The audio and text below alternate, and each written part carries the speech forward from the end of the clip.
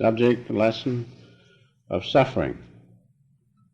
Pain and suffering, as our Master has said, constitute a whip to drive us to find that state of consciousness wherein suffering does not exist. You realize that if it were not for pain and suffering, we would drift along and be pretty well satisfied. But when that whip of suffering is applied, we begin to make the effort to find that place or that state of consciousness or something whereby we will be free from it permanently. That's the thing we must always remember. You can be free from suffering temporarily by the various methods with which we are familiar, but to be permanently free from suffering is what we must strive for. And that comes only in God. Lord Shankara said, tear out the cause of suffering, pain and suffering, by the roots, that you be free from pain and suffering permanently. Jesus said the same thing. He said, in this world ye shall have tribulations, but be of good cheer. I have overcome the world. So there's the lesson in suffering. Even if we said nothing else but to remember the words of these two great sages, be rid of suffering permanently by taking the cause of suffering out by the roots. That is, get out of this worldly consciousness. Here we find the cause of suffering. And Jesus said, while you're in this state of consciousness, this worldly existence, you shall have tribulations. But, he said, I think he went a step further than Lord Shankara, be of good cheer. I have overcome the world, and as I have overcome the world, so can each one of you. He could have added. He said that in another place in the Bible, the things I do ye shall do, and greater things. And so we must be of good cheer.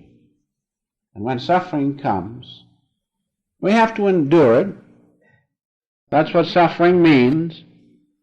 Enduring the painful sensations and mental impulses.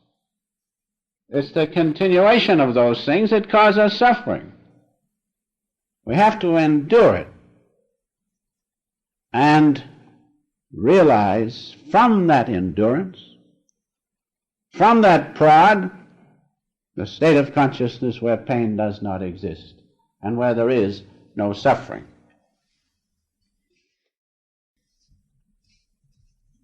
Suffering, according to the definition I have, is the bearing or enduring of pain, endurance of pain, because we cannot cut off those undesirable, painful sensations and mental impulses.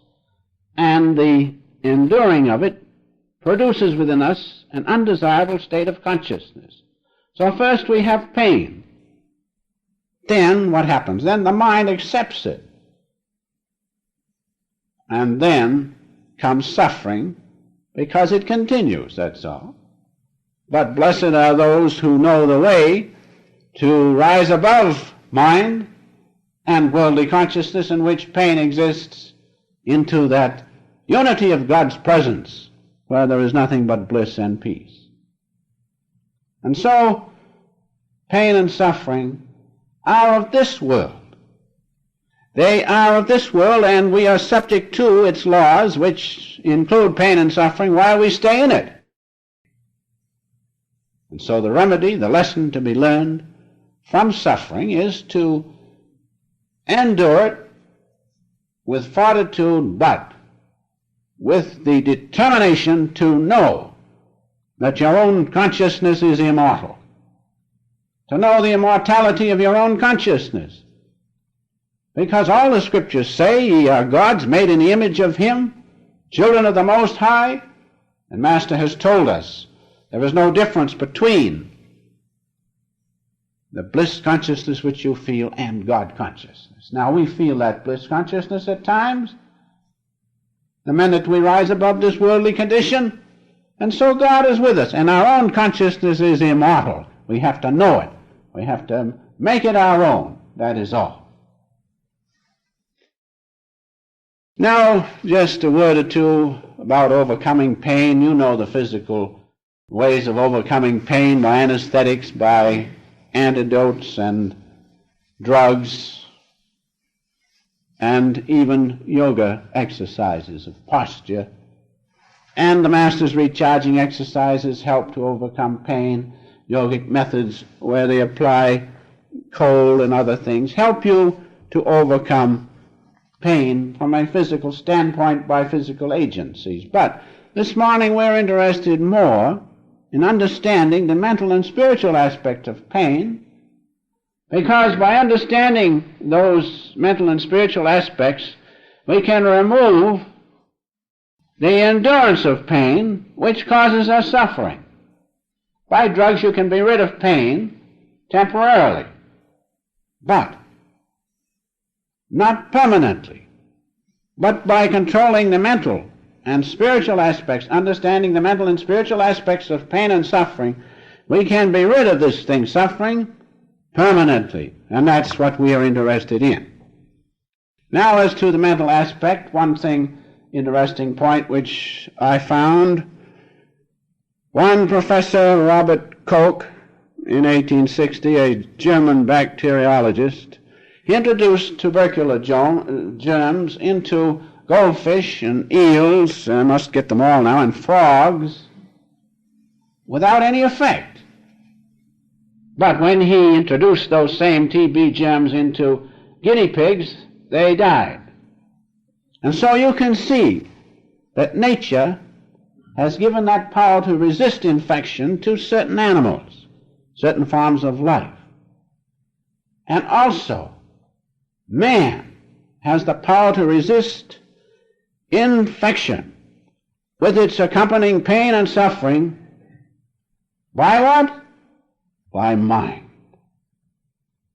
By the power of mind even within us. Now Vyasa, the great sage Vyasa, said this about invoking the power of mind. He said that fear was a great microbe, he called it, a mental microbe, which inhibits the effect of mind on disease. And so this mental aspect of overcoming pain must be realized, because we, of course, cannot immediately jump into the spiritual realm and be free from suffering. We have to gradually work it out, so to speak. So if we understand the mental power which we have, the power of mind to a certain degree, we can escape a lot of pain and suffering. Mind is the best antitoxin. Mind is the best method of destroying bacteria. If a person has a strong mind, he can say to disease, get out and stay out. But you have to have a real strong mind to do that. But we must not overlook the power of mind, but realize that fear is one of the mental microbes, and it inhibits the great effect of mind, destroying effect of bacteria and disease and suffering even. And so the mental aspect, we should remember these few words. Now as to the spiritual aspect. The spiritual aspect is the greatest, because the greatest bacterium, so to speak, in spiritual matters is ignorance. Ignorance. Ignorance of what we really are. Not this limited body, not this cosmic dream body, but a state of consciousness in which suffering cannot exist. You can see that ignorance is the greatest bacterium. because it keeps us from knowing what? That it is God who is in us. His consciousness is our own consciousness, and as such, how can we suffer? But we have to realize that. We have to know that spiritual consciousness to be in its law, subject to its law. Remember, ignorance. Ignorance is the greatest deterrent of our peace and joy, which lifts us up from suffering. Somebody was speaking about suffering. I hope I can tell it right now. Someone said about suffering, you know, one fellow said to another, he said, what would you do? Or what do they call that? How would you get rid of a lump in your throat, growth in your throat? Oh, he says, you mean have the tonsils out? And he said, yes. Well, oh, he says, that's called tonsillectomy. Just like when you get rid of the appendix, get the lump out of there, growth out of that region, it's called, what is it, an appendectomy. And so the other fellow said, well, what do you call it when you get rid of a growth on the head? Oh, that's called, he said, that's called, not appendectomy, no. Oh, no, he says, that's called a haircut. So, that'll give us a little chance to change our thought. Wasn't that pretty good? But to tell it the right way is something else. So someone just got it. Well, that's good. Now we got rid of that suffering anyway. So let us go on now. So ignorance is the worst thing. Ignorance is what we must overcome, which prevents us from having that state of consciousness, realize this now, where pain and suffering cannot exist. And those who have meditated deeply and followed the techniques of the Master have been able to rise above any pain and suffering. Why? Because they superseded this worldly dream consciousness in which pain exists by the consciousness that they are one with God's presence. That's the greatest thing. You have to gradually grow into it, but when you do grow into it, then you know that the lesson of suffering is to get out of that region where it exists into the realm where only the bliss of God exists. By mental calmness, we can supersede ordinary suffering and pain. But to be permanently rid of it, that's the thing which people forget. To be permanently rid of suffering, what must we do? We must do it not through mental calmness and control of mind, but through ecstasy, wherein you supersede this worldly consciousness with the presence of God. And doing that, suffering is eliminated permanently. Who wants to eliminate it for a time and then know it can come back? We want to be free from this thing called suffering, this pain. We can do it by knowing that we are not this body, as we say in our services, but I am that immortal consciousness within, which always was and will be, which has produced all things, in which state of consciousness there can be no suffering, nor pain. That's what we want. That's what we will have if we follow one who had that state of consciousness, was able to do it, and left the ways and the means for us to do it, our beloved Master. Now, as I have said, there is a way out. There is a way out, but it does not come by denying it. We cannot just deny pain. That will not work. But as I have said, we have to go into that region where it does not exist, where pain does not exist. You may learn the lesson of overcoming pain by these lesser ways this morning, but why not learn the supreme lesson of overcoming pain and suffering by knowing that you must get into that state of consciousness where it cannot exist. And you can prove this if you meditate regularly and lift your consciousness into that light and presence of God. There it cannot exist. There suffering cannot exist. That is what Jesus meant when he said, you shall have pain and suffering in this world, but be of good cheer. I have overcome. I have lifted my consciousness from this worldly existence into that state of consciousness of God's presence. There pain does not exist. Be of good cheer. I have done that. So can you do that. And that's what Lord Shankara meant when he said, get into that region of state of consciousness where pain is eliminated permanently. Who wants to be always remembering it can come back? Find that place where it must go permanently. And our Master has also said most beautifully the same thing in these words. Do not try to find an immediate answer to the seeming paradoxes and injustices of this life. Their solution is found by withdrawing one's consciousness from these distractions and meditating on the infinite. You see, you first have to withdraw your attention from the pain. It's difficult, isn't it, when you get a severe pain? You have to first learn how to withdraw the attention, then place the attention on the infinite. So the Master has taken it a step further. He has shown us the way and given us the means whereby we can overcome pain and suffering permanently. In the infinite there is no pain and suffering. It cannot exist. So his wonderful words end this way. The happiness man seeks in 1,000 misdirections is found in God alone. Isn't that wonderful? The happiness man seeks in 1,000 misdirections is found in God alone.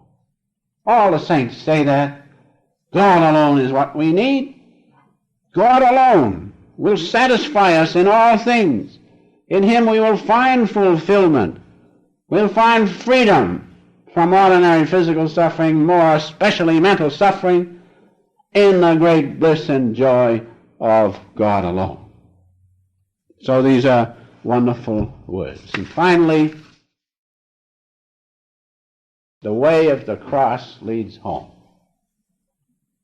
You cannot be free from suffering, pain and suffering permanently unless you follow the way of the cross. Read all your scriptures. Jesus showed that on the cross he died. The cross is a symbol of suffering, but also the cross is a symbol of victory.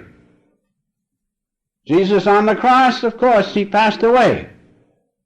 He suffered, but he won the victory of immortal life consciously by overcoming. So each and every one of us must realize, we might as well make our minds up to it, that the way of the cross leads home. Home by following, overcoming all things.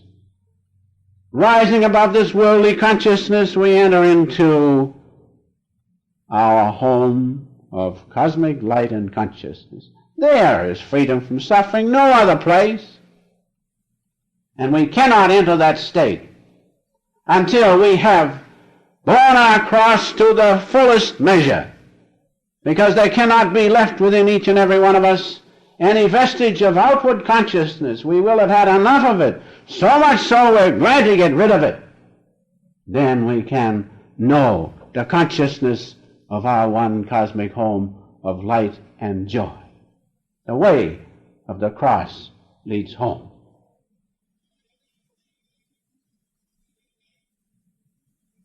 And finally, the Master has said this beautifully. If you will read his words in the autobiography and his various writings, and read them quietly and calmly, you'll find the answer to all your problems. That's why I use them so much. Because I don't believe anyone can improve on his words because they were backed up by the fact that he was a true manifestation of God. And so he says this finally: suffering is the prod which God uses to turn our attention back to Him. Because in Him, and Him alone, the end we will find, the end of all grief, loneliness, and yearning. Isn't that beautiful? In those last three words, grief, loneliness, and yearning, you find a worse suffering. There's no suffering like those things. But in God alone, you'll find freedom from even those terrific sufferings classified as the worst.